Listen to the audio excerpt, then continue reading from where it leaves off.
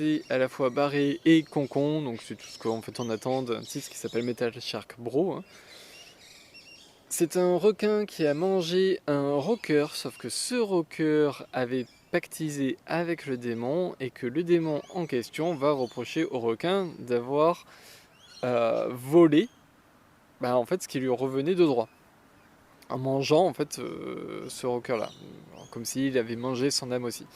Donc le démon va transformer le requin en humanoïde en lui confiant sa sale besogne, en lui disant voilà, j'ai cette liste de gens à tuer, ça va être ton rôle de le faire, et une fois que tu auras tué cette quarantaine de personnes, c'est bon, je te retransformerai en requin.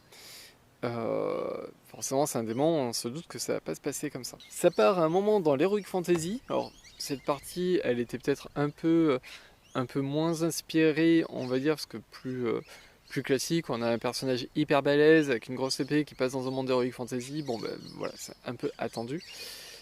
Mais au final, en fait on a un récit donc léger à la Deadpool, sans avoir en fait la lourdeur qu'on a souvent avec Deadpool. C'est simplement deux personnages un peu concons qui voyagent ensemble.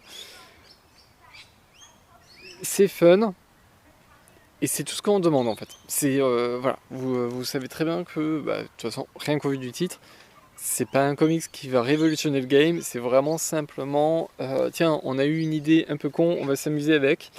Du coup forcément ça fait penser un peu à l'idée de Tortue Ninja, où à la base oui c'était une idée un peu con et les auteurs se sont amusés avec, sauf qu'en fait ils ont fait un truc qui a été quand même assez dark, qui se voulait un peu dark, un peu edgy aussi. Et ça a vachement pris là où les auteurs savent qu'ils ont une idée justement couillonne qui rime à rien et qu'ils peuvent pas pousser le concept hyper loin, donc du coup ils vont juste faire du fun avec et ils vont pas prétendre à en faire plus. En fait j'estime que le contrat est parfaitement rempli, c'est-à-dire que quand on nous annonce voilà là on fait juste un truc fun pour la déconne, si j'ai juste un truc fun pour la déconne c'est parfait. En fait, j'ai exactement ce qu'on m'a vendu. Et pour le coup, ouais, ça marche très bien, l'humour fonctionne très bien.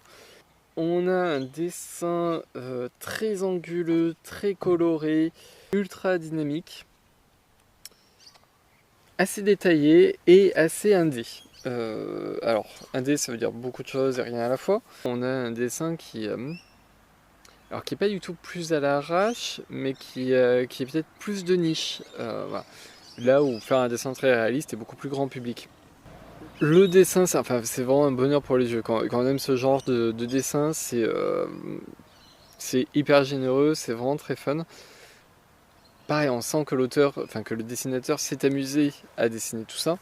Et que sans doute tout le passage Heroic Fantasy c'était juste parce que il avait envie de, je sais pas, mettons, de dessiner un dragon. Il y a des petits bonus, pour dire, tiens, voilà les réflexions sur les costumes de personnages. Voilà. Il y a des couvertures alternatives aussi. Alors en tout petit, mais bon, ça c'est pas très grave.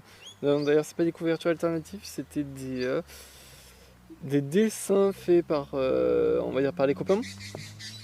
Des dessins hommages. Donc du coup, c'est toujours sympa, même si de manière générale, c'est moins beau que ce que fait Walter Osby. Mais ouais, la toute dernière page, c'est des croquis préparatoires. Et du coup, on en revient à ce que je disais sur la vidéo sur Solar chez Dynamite, où là, en fait, il y a une page de bonus, mais qui est plus pertinente que les 40 pages de bonus qu'il y avait sur le volume de Dr Solar.